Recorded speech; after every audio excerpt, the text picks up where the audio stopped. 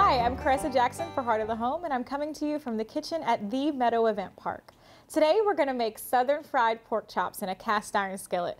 One of the awesome things about cast iron skillets is that in my family they've been passed down from generation to generation. Unfortunately, I don't have the one that was passed down to me because mine caught on fire. That's how much we used to cook with it.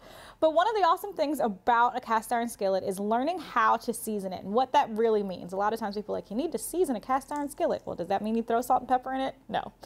So the first thing you want to do is, for the very first and last time, is wash your pot out with some soap and water. You never want to do that again after that first time, because some of the most awesome flavor sticks and stays in this skillet as you continue to cook with it.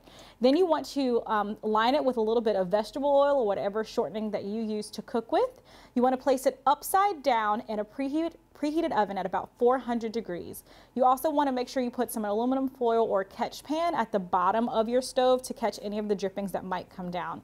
Bake it for about 20 to 30 minutes and then you're ready to go.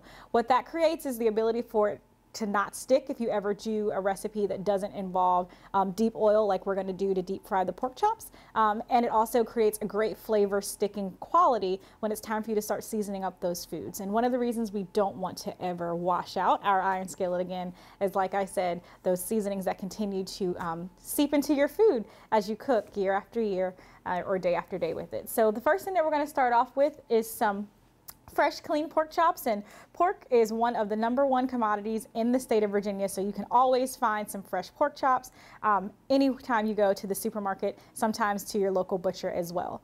Here we have 2 cups of flour. If you're trying to take the more healthy route, but I don't know why you would do that in the wintertime when you're allowed to pack on the pounds, you can use some whole wheat flour if you choose to. We have 2 cups of regular flour, and we have about a ½ cup of breadcrumbs. I like to use seasoned breadcrumbs because then that cuts out on the amount of seasoning that I actually have to do to the meat and to the flour. Here we have 1 tablespoon of savory seasoning, 1 tablespoon of garlic salt, and 1 tablespoon of oregano.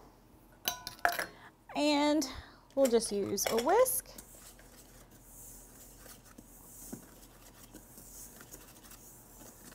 Meanwhile, my cast iron skillet has been warming up on medium-high heat. A good way to test to know if your oil is ready is either you'll start to see it bubbling up, or if you want, you can take a little bit of water from the sink and put it into the pan just to see if it starts to bubble. If it starts to bubble, then you know you're ready to go. I'm also going to use a little bit of salt and pepper just to season my pork chops, but you can season this with anything you like. If you like seasonal, you can do that. Some people like allspice, poultry season, anything you like. All right. Then we're going to take our pork chops and we're going to coat them in the flour.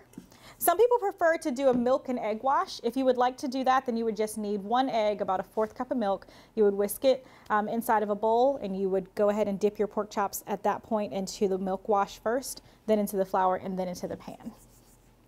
Same thing can happen if you're doing fried chicken or fried fish. All of which are incredibly good in the cast iron skillet.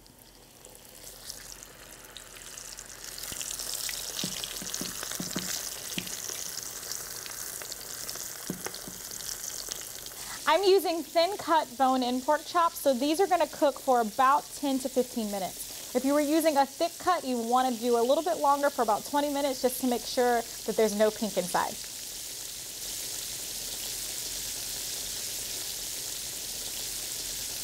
All right, now we're going to finish taking out our pork chops and letting the oil drip off onto a paper towel or something before serving. And then we want to move our skillet off of the eye, give it time to cool down before we discard the oil.